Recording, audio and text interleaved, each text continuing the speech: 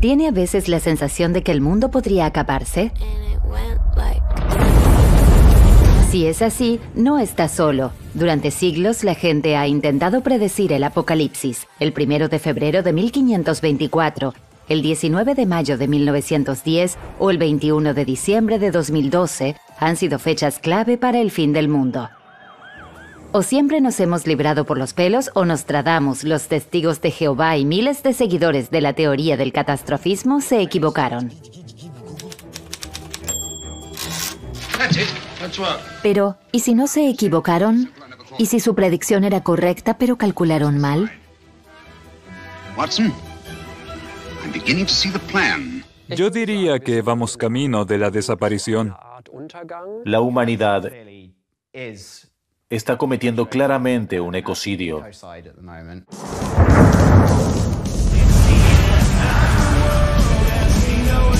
¿Estamos más cerca del fin del mundo de lo que pensamos? ¿Hemos tenido suerte hasta ahora y el apocalipsis solo se ha pospuesto?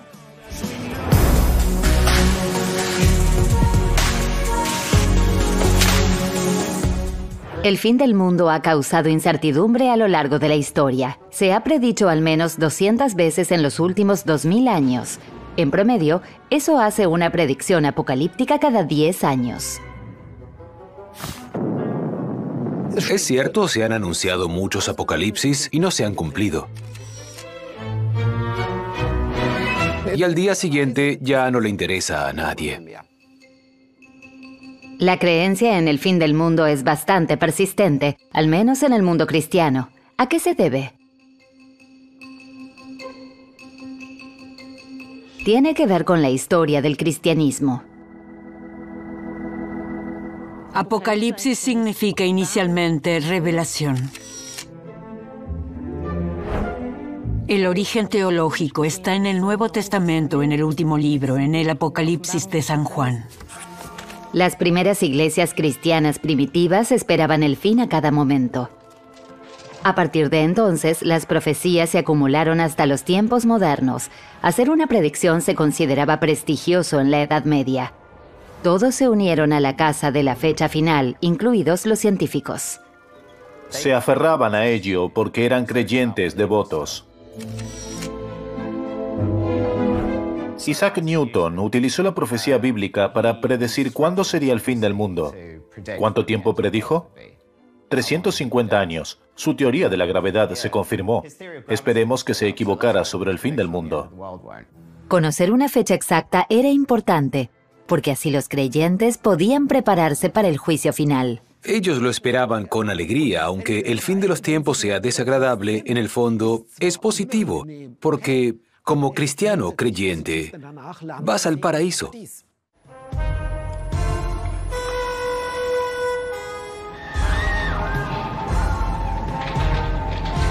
Después de tantos catastrofistas, podríamos tomar el asunto con algo más de calma, ¿no?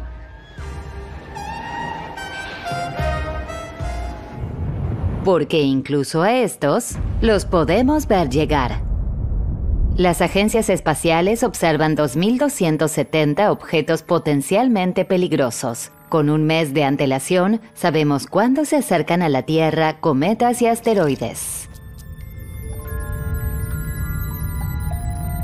Pero la probabilidad de que un asteroide provoque una gran catástrofe es del 0,1% anual. Por tanto, el peligro sigue siendo más real que el de las anteriores profecías catastrofistas. Por ejemplo, ningún marciano vino a buscarnos el 1 de enero de 2000. Por otro lado, y creo que esto es igual de importante, la historia de la humanidad está llena de apocalipsis que realmente ocurrieron. Cierto. El mundo se ha acabado unas cuantas veces para muchas civilizaciones y culturas, pero también para los seres vivos que han compartido la Tierra con nosotros, los humanos. Pero todas las catástrofes anteriores han sido regionales. Ahora tenemos una civilización globalmente interconectada y de alta tecnología sin precedentes. Guerra nuclear inminente o catástrofe climática, sí. Apocalíptico es la palabra adecuada.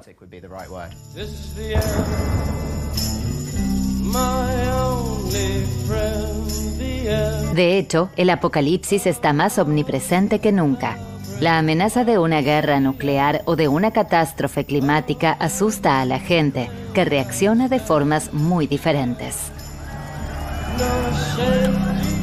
Los Doomsday Preppers que se preparan para colapsos de todo tipo son especialmente conocidos. Que faltará el agua potable, que las ciudades no tendrán electricidad. Otra forma es decir, tenemos que hacerlo, tenemos que salir del capitalismo. No necesitamos más crecimiento, necesitamos decrecimiento. También hay ideologías de derecha que lo consideran una exageración, que el cambio climático no es cierto en absoluto. Eso también ocurrió en el pasado, y también existen algunas variantes, un alegre anhelo de colapso, concretamente el colapso de las democracias tal y como las conocemos, para luego anunciar algo nuevo. Aún hoy, la ciencia hace predicciones catastrofistas. Desde 1947, el Boletín de los Científicos Atómicos calcula cuándo llegará la hora final de nuestras sociedades. Este año, los investigadores ajustaron su reloj del juicio final a 100 segundos antes de la medianoche. Es lo más cerca que ha estado desde las pruebas de la bomba de hidrógeno de la Unión Soviética en la década de 1950.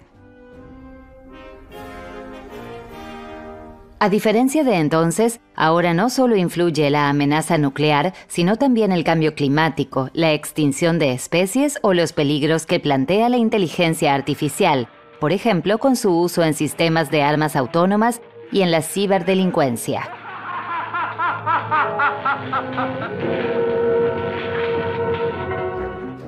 El reloj del juicio final es solo una metáfora, no una predicción real. Pero, ¿es posible predecir la desaparición de una sociedad utilizando métodos modernos y científicos? Podemos hacerlo con cosas muy distintas. Los movimientos planetarios, los desplazamientos tectónicos, el clima. Entonces, ¿por qué no con el declive de nuestra civilización? Modelar las sociedades es difícil, sobre todo porque están formadas por personas, y las personas suelen decidir libremente, al menos hasta cierto punto. Algunas situaciones son en cierto modo predecibles. Por ejemplo, cuando estalla el pánico en algún lugar, existen muy buenos modelos de cómo se comporta la gente, hacia dónde corren. Es cómo se comportan los enjambres. De hecho, la sociología, la economía y las matemáticas llevan 200 años analizando la cuestión de cuándo acabará nuestra civilización.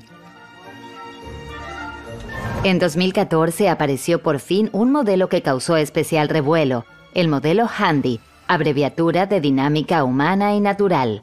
No suena dramático, pero periódicos como el británico The Guardian comentaron que este modelo predecía el fin del mundo.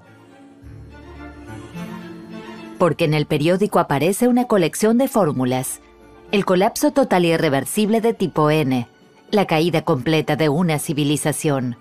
¿Es esa la fórmula del fin del mundo? En el modelo HANDI hay 4 ámbitos diferentes de los que se ocupa el modelo. Uno es la naturaleza, luego está la población normal. También están posiblemente las élites, y por último la riqueza. En el peor de los casos, al principio todo empieza bastante bien. La población crece lentamente, pero es muy productiva. Produce bastante riqueza, y eso es en gran parte a costa de la naturaleza. Unas décadas más tarde, la prosperidad alcanza su punto álgido, pero la naturaleza está casi completamente destruida. Ahora llegan también las primeras élites, que no producen nada y consumen. Por eso la prosperidad desciende. Pero como la población en general ya no tiene tanto para comer porque hay más gente, la prosperidad baja más rápido. Además, la naturaleza está gravemente dañada, por lo que no quedan muchos recursos. La gente corriente ya no tiene qué comer. La prosperidad disminuye. Ya casi no queda nadie que produzca nada. Si no se produce nada, las élites tampoco pueden vivir. Y finalmente son las últimas en extinguirse. De acuerdo, las simulaciones están muy bien, pero ¿es un escenario que nos amenaza realmente? ¿Podemos utilizarlo para predecir el fin del mundo? Y si es así, ¿cuándo llegará el apocalipsis? Vale, nos tomaremos un mes para el final de la gira mundial. Y luego estaría bien tener un último verano. Entonces, ¿a finales de año? La cuestión es que no podemos predecirlo. Se trata más bien de comprender cómo puede ocurrir algo así. ¿Qué factores intervienen? ¿Cuáles tienden a propiciarlo? ¿Y cuáles a hacerlo menos probable? Por eso hablamos de escenarios y no de pronósticos. Pero eso no significa que no sepamos hacia dónde va el viaje. Lo sabemos muy bien. Simplemente no podemos precisar el 31 de diciembre de 2029 ocurrirá tal o cual cosa, se alcanzará tal o cual punto de inflexión. Para comprender un sistema complejo, los investigadores seleccionan aspectos individuales. Así investigan qué es lo que hace que un sistema siga funcionando y cuándo amenaza con derrumbarse. Nos podemos imaginar los puntos de inflexión como una taza de café sobre una mesa.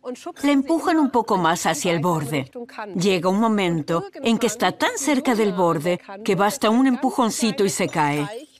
Si se rompe y el café se esparce por el suelo, nunca recuperará la misma taza de café. No se puede volver a meter todo el café. No se puede recomponer exactamente igual. Este tipo de simulaciones y modelos simplistas ayudan a los investigadores a comprender lo que les podría esperar a nuestras sociedades. Además de la pérdida de recursos naturales o la aparición de tensiones sociales, hay algo más. A menudo, las sociedades tienden a volverse cada vez más complejas. Esto desarrolla una dinámica propia. Tienes un aparato administrativo cada vez mayor que al principio todavía tenía sentido para organizar el trabajo y crear valor añadido. Pero al cabo de un tiempo, solo se ocupa de sí mismo y carece de valor añadido. Desgraciadamente, los modelos no revelan cuándo ocurre algo. Para una fecha exacta, necesitaríamos modelos mucho más complejos, alimentados con ingentes cantidades de datos. Pero son malos para entender algo, porque pasan tantas cosas que solo se puede simular como una caja negra en el ordenador y asombrarse de lo que sale. Entonces es muy difícil entender en detalle lo que lleva a este o aquel curso. Pero ¿no debería ser más fácil con el pasado?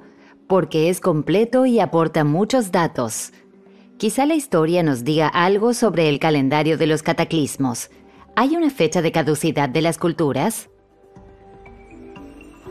Al fin y al cabo, la historia está llena de ascensos y caídas de civilizaciones. Estos altibajos comenzaron hace unos 6.000 años. En esa época surgieron los primeros grandes imperios en todo el planeta. Desarrollaron escrituras y calendarios. Dominaron vastos territorios.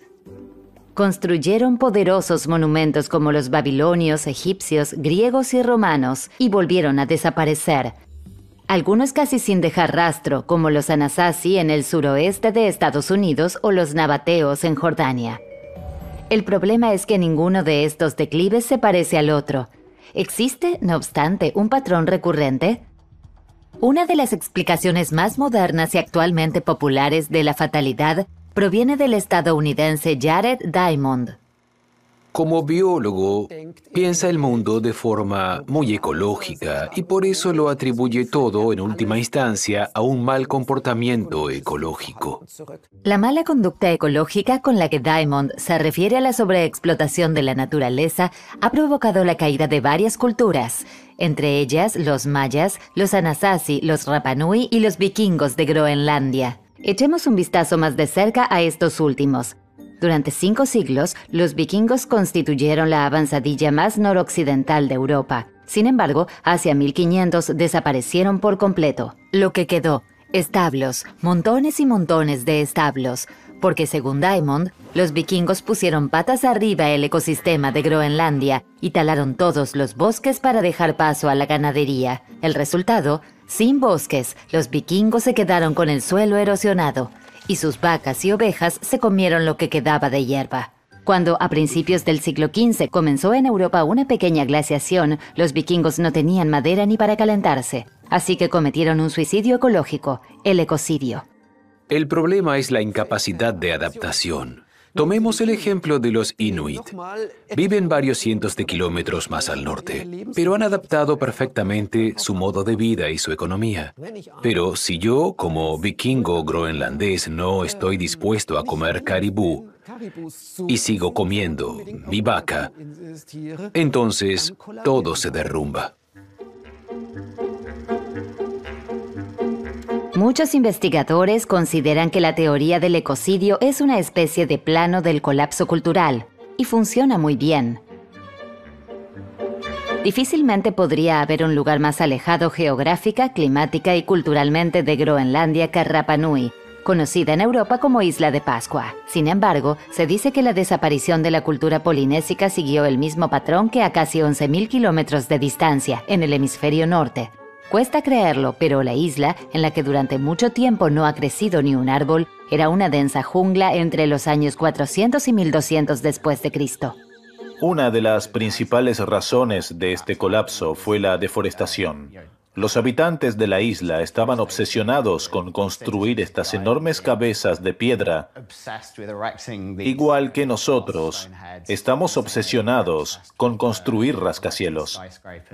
Para mover las enormes estatuas de piedra, los Moai, los Rapa Nui, utilizaban cuerdas de estopa y rampas hechas con troncos de árboles. Y construyeron muchos. En la isla hay más de 900 Moai, algunos de hasta 10 metros de altura y 86 toneladas de peso. En el apogeo de la cultura Rapa Nui, en la isla se celebraba una competición para ver quién tenía la piedra más grande. La consecuencia, el bosque desapareció, el suelo se erosionó, ya no había ni madera para las canoas con las que pescar. La isla no ofrecía alimento a sus habitantes. La cultura Rapa Nui se derrumbó. En pocos siglos, la población disminuyó casi un 90%, de más de 15.000 a apenas 2.000 cuando llegaron los europeos. Seamos sinceros, ¿no estamos siguiendo un camino similar? ¿No nos dirigimos hacia una crisis climática global? Los investigadores del Breakthrough National Center for Climate Restoration de Australia llevan mucho tiempo diciéndolo. Existe un riesgo realista de que la civilización global, tal y como la conocemos, se derrumbe en 2050.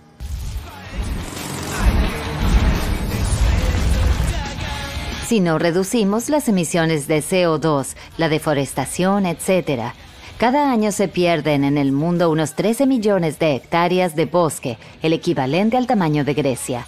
¿Es el destino de los Rapa Nui el modelo de nuestra propia desaparición? No necesariamente.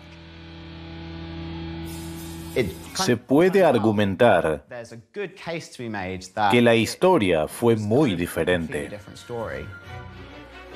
La teoría del ecocidio está clara, pero tiene una trampa. No se sostiene históricamente. En el caso de Rapa Nui, los arqueólogos han constatado una decadencia cultural. También murieron los bosques. Pero probablemente no fueron los polinésicos los culpables, sino este de aquí. El Rattus exulans es un persistente seguidor de culturas y una verdadera plaga en el Pacífico. Una vez que llegaba a una nueva isla, a menudo se encontraba con ecosistemas que no pueden defenderse. Al no tener depredadores, este trepador talentoso prefiere darse un festín con las nueces de las palmeras, impidiendo así que los bosques vuelvan a crecer.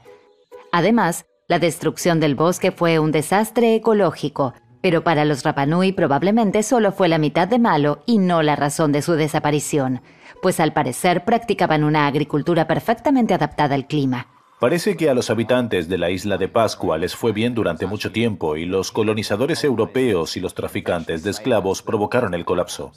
No conocemos las razones exactas del colapso cultural de los Rapa Nui. Lo que sí es seguro es que las enfermedades introducidas por los europeos y después el comercio de esclavos diezmaron drásticamente la población. En 1877 solo vivían en la isla 111 Rapa Nui. En otras palabras, la teoría del ecocidio no es el único modelo explicativo de todas las fatalidades. Entonces, ¿por qué parece tan convincente? La historia no es solo lo que ocurrió.